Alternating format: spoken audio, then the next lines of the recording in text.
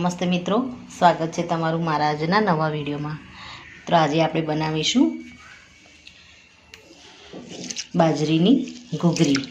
તેના માટે મેં એક વાટકી બાજરી લીધી છે। એને સારી રીતે સાફ કરી અને 4 થી 5 પાણીથી ધોઈ અને એને ઓવરનાઇટ આપણે પલાળી દેવાની છે। તો મેં સારી રીતે ધોઈ અને રાત્રે પલાળીને મૂકી હતી। તો આપણી બાજરી સારી રીતે પલળી ગઈ છે। હવે આ બાજરીને આપણે બોઇલ કરવાની છે। તો સૌપ્રથમ તો આને આપણે કુકરમાં એડ કરી અને બાજરી ડૂબે એટલું પાણી આપણે આમાં એડ કરી અને પહેલાં તો બોઇલ કરી લઈશું। મિત્રો આપણે બાજરી ડૂબે એટલું પાણી એડ કરી દીધું છે। બાજરીથી થોડું ઉપર રહે એ રીતનું આપણે પાણી લેવાનું છે અને આને 3 થી 4 વિસલ આવે ત્યાં સુધી આપણે આને કુકર ઉપર બોઇલ કરીશું। મિત્રો આપણે બાજરીને આપણે કૂક થવા મૂકી છે। તો બાજરી આપણી કૂક થાય બફાય ત્યાં સુધી આપણે ડ્રાયફ્રૂટ લઈ લઈશું। તો પિસ્તા લીધા છે, અહીંયા મેં રોસ્ટેડ પિસ્તા છે, તમે પ્લેન પણ લઈ શકો છો। અને 10 થી 12 નંગ આપણે બદામ લીધી છે, કાજુ લીધા છે અને કિશમિશ લીધી છે। આપણે બાજરીને બોઇલ કરવા મૂકી ત્યારે જ આપણે ગોળને પણ પલાળી દેવાનો છે। તો મેં પણ એ રીતે પલાળીને જ રાખ્યો હતો। તો ગોળનું પાણી એકદમ સરસ થઈ ગયું છે। તો પાણીને પણ આપણે ગાળી લઈશું। આપણે આમાં દેશી ગોળનો ઉપયોગ કર્યો છે, તમે કોઈ પણ ગોળ લઈ શકો છો। તો બધું જ પાણી આપણે ગાળી લઈશું।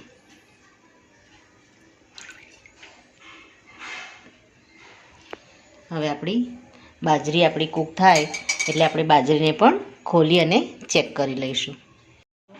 આપણી બાજરી સારી રીતે કૂક થઈ ગઈ છે અને આપણે હવે ચેક કરી લઈશું। બાજરીને આપણે ઓવરકૂક નથી કરવાની, કૂક કરવાની છે। આ રીતે આપણી બાજરી આસાનીથી તૂટી જાય એ રીતની આપણે કૂક કરવાની છે। તો હવે ગેસને આપણે બંધ કરી લઈશું અને બાજરીને આપણે અલગ વાસણમાં લઈ લઈશું। તો મિત્રો આને આપણે બનાવવાની શરૂઆત કરીશું। તો સૌપ્રથમ તો આપણે દેશી ઘી લઈ લઈશું।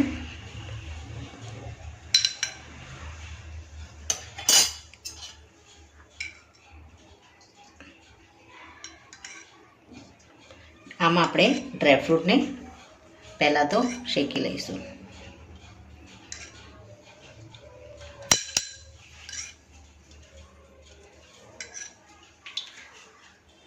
મોફુ કાકાનું દેશી ઘી આપણે આમાં યુઝ કરીએ છીએ।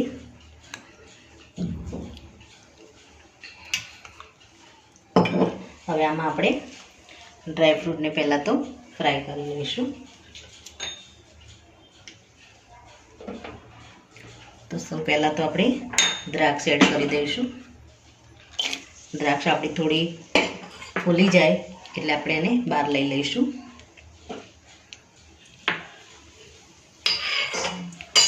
ત્યારબાદ એમાં બદામ અને કાજુને પણ ફ્રાય કરી લઈશું।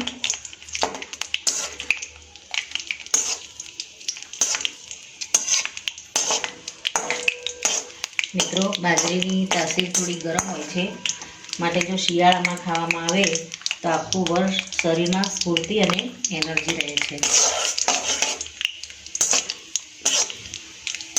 તો આ રીતે આપણે દ્રાક્ષને ફ્રાય કરી લીધી છે। હવે દ્રાક્ષને અલગ લઈ લઈશું।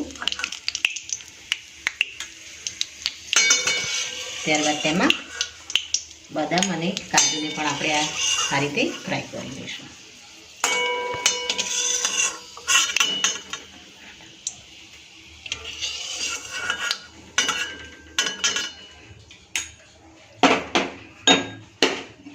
આપણે કાજુને આપણે આખા જ લીધા છે, બદામને આપણે થોડી કટિંગ કરી લીધી છે અને પિસ્તાને પણ આપણે આખા જ રાખીશું। અને આને પણ આપણે થોડા રોસ્ટ થાય એટલે આને પણ આપણે બહાર લઈ લઈશું।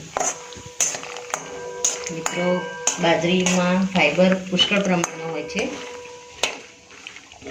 તે આપણા શરીર માટે ખૂબ જ જરૂરી છે।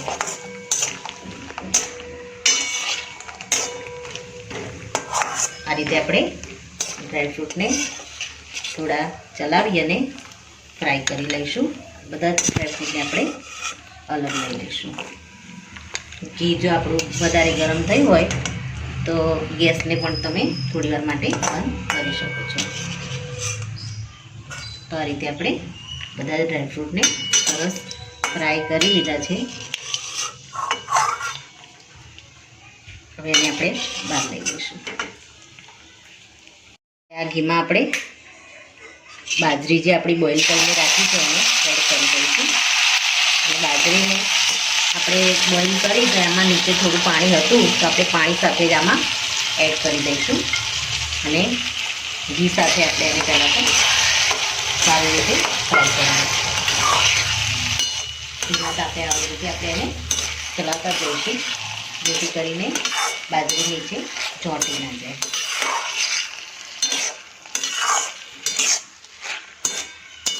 આ રીતે આપણે જેમાં આપણે ભેટકાનો શીરો બનાવીએ છીએ અને ધીમા તાપે આપણે ભેટકાને શેકીએ છીએ એ રીતે આપણે બાજરીને પણ આ રીતે ઘી સાથે શેકવાની છે.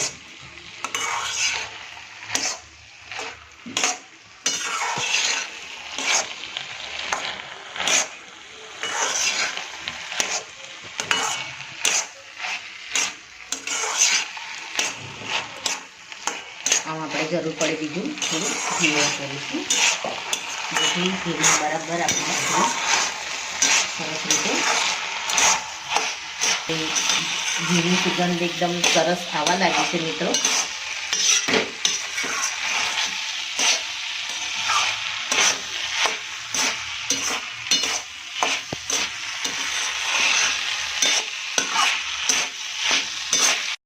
હવે આપણે આ સ્ટેજ ઉપર ગોળનું પાણી જે આપણે રેડી કર્યું છે એને આપણે આમાં એડ કરી દઈશું. તો આપણે ગોળના પાણી સાથે આને સારી રીતે થવા દઈશું. હવે આપણે ગેસને થોડો ફૂલ કરી દઈશું.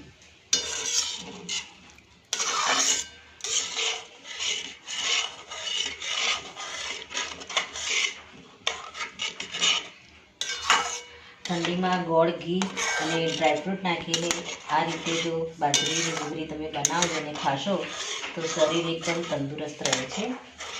આફ્ટર પ્રેગ્નન્સી પણ તમે ખાઈ શકો છો.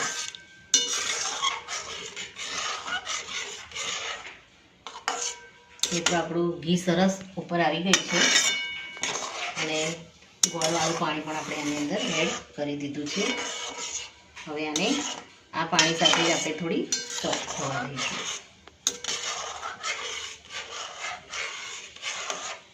મિત્રો આપણે સારી રીતે આમાં ગોળનું પાણી મિલાવી દીધું છે.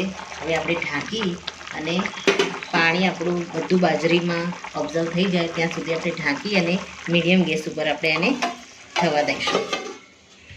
મિત્રો આપણી બાજરીની ઘૂઘરી ધીમા તાપે થાય ત્યાં સુધી આપણે ગુંદરને પણ શેકી લઈશું.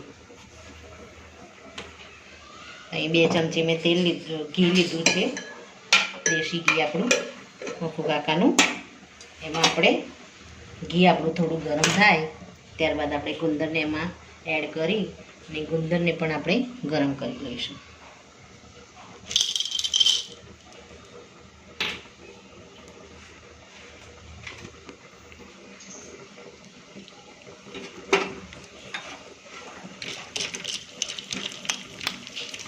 અને આપણે ધીમા તાપે આ રીતે ચલાવીશું તો ઘી જેમ ગરમ થશે એમાં આપણું ગુંદર પણ એકદમ સારી રીતે ગરમ થઈ અને ફૂલી જશે.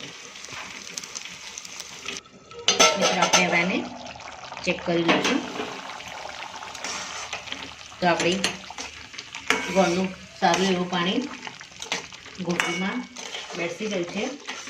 હવે આપણે સૂંઠનો પાવડર એડ કરીશું. આમાં 1 ચમચી જેટલો આપણે સૂંઠનો પાવડર એડ કરવાનો છે.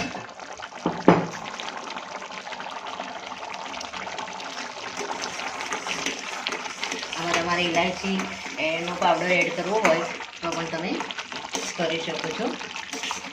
હવે આપણે જે ગુંદરને તળીને રાખ્યો છે એને પણ આપણે આમાં એડ કરી દઈશું.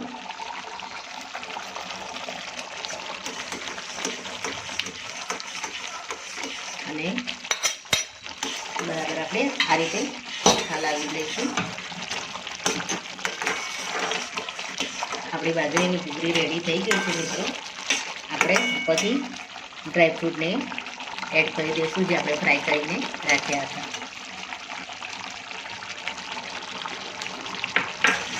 તો મિત્રો તમે જોઈ શકો છો આપણી બાજરીની ઘૂઘરી એકદમ સરસ રેડી થઈ ગઈ છે. આપણે ગેસને હવે બંધ કરી દઈશું અને થોડી વાર માટે આને ઢાંકી અને પછી આને આપણે સર્વ કરી દઈશું. તો મિત્રો આ ઠંડીની મોસમમાં તમે પણ જરૂરથી બનાવીને ખાઓ અને તંદુરસ્ત રહો. આપણી બાજરીની ઘૂઘરી કેવી મસ્ત મોતીના દાણા જેવી થઈ છે અને એકદમ સરસ રીતે કૂક થઈ ગઈ છે મિત્રો.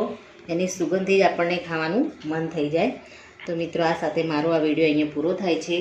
જો મારો આ વિડીયો તમને ગમ્યો હોય તો લાઈક કરજો, શેર કરજો અને તમારી ચેનલ દેશી સ્પૂનને સબસ્ક્રાઈબ જરૂરથી કરજો અને કમેન્ટમાં જરૂરથી લખજો કે શિયાળા સ્પેશિયલ બાજરીની ઘૂઘરીની રેસીપીનો વિડીયો તમને કેવો લાગ્યો.